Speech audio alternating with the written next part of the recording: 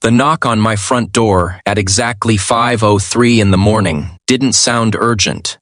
It sounded defeated. I remember standing frozen in my kitchen in Columbus, Ohio. Coffee still brewing, staring at the clock while the knocking came again. Nobody visits at that hour unless something terrible has happened. My heart raced as I walked toward the door. When I opened it, I almost dropped the mug in my hand. Standing on my porch was my CEO, Rachel Morgan. The same woman who ran a billion-dollar technology company. The same woman whose face appeared in business magazines. The same woman who walked through our office surrounded by executives and assistants. But that morning she looked nothing like the powerful leader everyone knew. Her eyes were red from crying. Her hair was loosely tied back. She wore a simple black sweater and looked exhausted, as if she hadn't slept in days. And then she said something that changed both our lives. She told me she had nowhere else to go. If this happened to you, what would you do? Would you invite your boss inside without questions?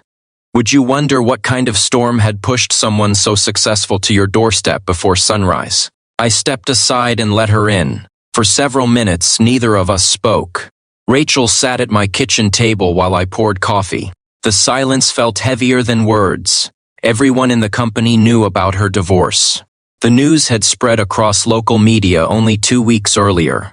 After 22 years of marriage, her husband had left. Publicly, she appeared calm and professional. She attended meetings, gave interviews, and smiled for cameras. But now I was seeing the truth behind those headlines.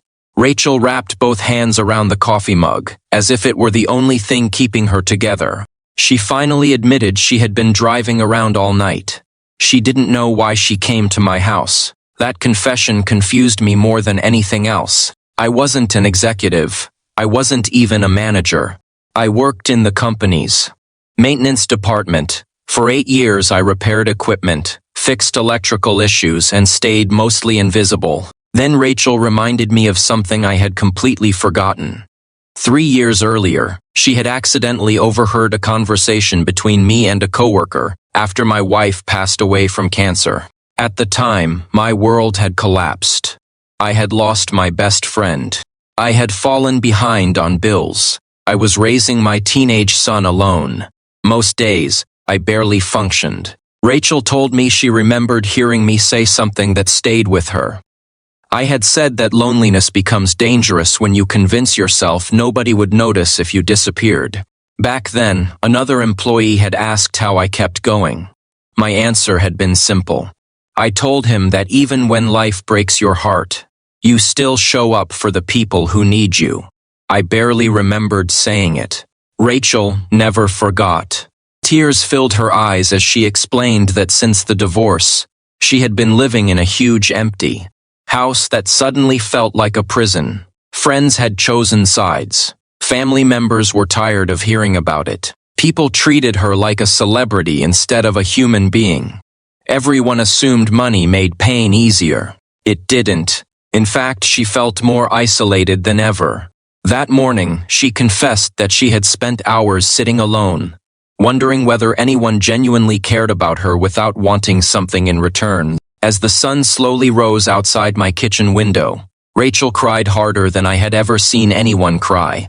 Not because of the divorce itself, not because of the betrayal, but because she had spent her entire adult life becoming successful, while quietly neglecting every meaningful relationship around her. She admitted she didn't know how to be vulnerable. She didn't know how to ask for help, and she was terrified that it might be too late to change. For the next several hours we simply talked, not as CEO and employee, not as rich and poor, just as two wounded people who understood loss. I shared stories about my wife.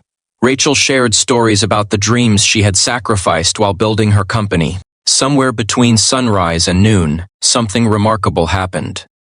The masks disappeared. The titles disappeared. The status disappeared.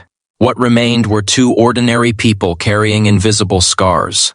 Over the following months, an unexpected friendship developed.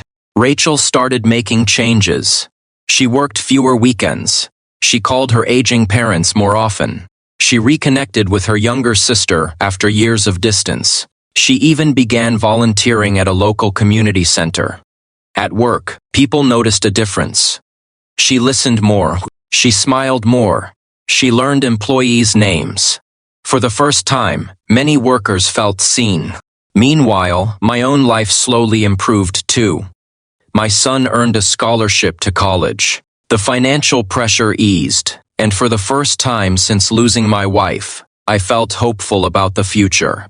One afternoon nearly a year later, Rachel invited me to lunch. We sat in a small diner outside the city. She looked healthier than I had seen her in years. The sadness that once lived permanently behind her eyes had softened. During that lunch, she shared another confession. She told me that morning at my house had saved her life. Not because I solved her problems, not because I offered perfect advice, but because I opened the door. She said something that still stays with me today. People often believe miracles arrive with dramatic signs and extraordinary moments. Sometimes a miracle is simply finding someone willing to listen when your heart is breaking. Years have passed since that morning. Rachel eventually stepped down as CEO and focused on mentoring young entrepreneurs. My son graduated college and started his own family. Life continued moving forward, as it always does. But every year on the anniversary of that unexpected visit, Rachel sends me a handwritten card. The message is always different. Yet one sentence never changes. Thank you for opening the door. The truth is, I often wonder what would have happened if I had ignored that knock. What if I had assumed it was someone else? What if I had decided it wasn't my problem? What if I had stayed in bed? A simple act of kindness can redirect an entire life. Sometimes the people who appear strongest are carrying the heaviest burdens. Sometimes the person smiling in public is crying in private. And sometimes the most important thing you can do for another human being is make them feel less alone. Before this story ends, tell me in the comments, have you ever experienced a moment when one small act of kindness changed your life forever? Because on a quiet morning in Ohio, a broken CEO and a grieving maintenance worker discovered something money can never buy, and success can never replace the healing power of being truly seen, truly heard, and given a second chance to begin again. If this story touched your heart, please like, comment, share, subscribe so more people can be reminded that kindness still has the power to save lives.